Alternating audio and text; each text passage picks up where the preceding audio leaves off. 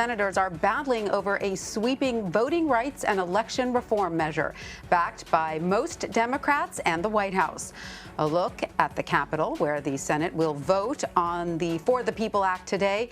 President Biden and Democrats argue the legislation would protect democracy, as many GOP-led states introduce voting restrictions. The bill has no Republican support and is expected to fail to surpass the 60-vote threshold to avoid a filibuster. The bill would establish automatic, same-day, and online voter registration nationwide.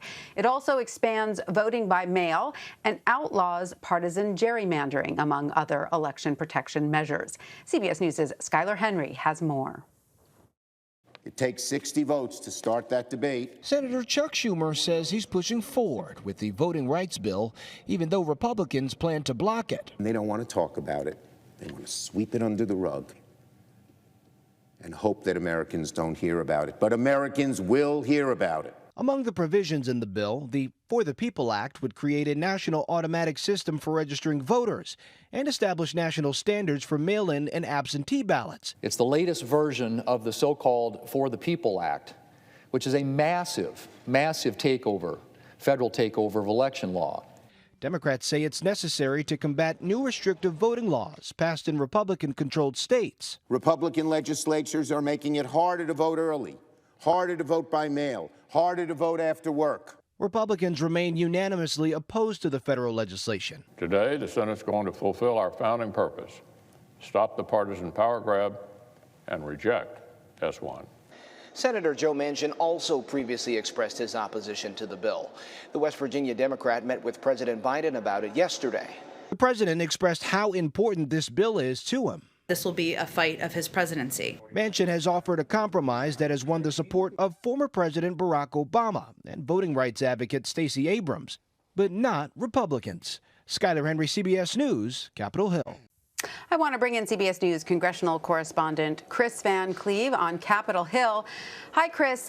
So what can we expect from today's vote, and what options do Democrats have if Republicans are set on blocking the measure as they appear to be? Well, Republicans are set on blocking the measure, and what to expect is that this procedural vote will fail.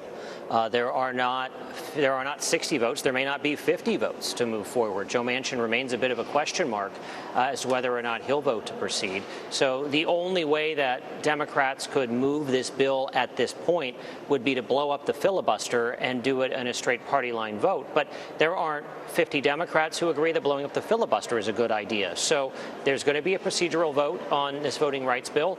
It is not expected to pass. There are not 10 magic Republican votes that are going to show up. Nobody expects that to happen. So this will be a vote to proceed. It will fail, and I think you'll see this vote become a talking point for Democrats, particularly if they can get all 50 on board, get Joe Manchin on board, about how they would have made voting fairer if it weren't for obstructionist Republicans. So can you tell us a little more about the compromise proposal West Virginia Senator Joe Manchin came up with, and why Republicans aren't backing it? Let me tackle the first one, the second one first. Republicans make the argument that the voting rights bill, even the Joe Manchin compromise, is a federal takeover of state elections, and that states should run elections. Inside the Manchin compromise were a couple of things. One, it allowed states to purge people from voter rolls, which Republicans generally support. It required some level of voter ID, but not as strict as Republicans would like. It also sought to take redistricting away from the states and do it through a computer system. Republicans don't like that. The Republican opposition to this bill, regardless of who the backer is strong. You're not going to find crossover at this point of any Republicans breaking with their party. And so is President Biden then doing enough from the Democrats' perspective to help push this bill through? What steps can he take? Or is the criticism that his focus is on the infrastructure bill preventing him from prioritizing voter rights accurate?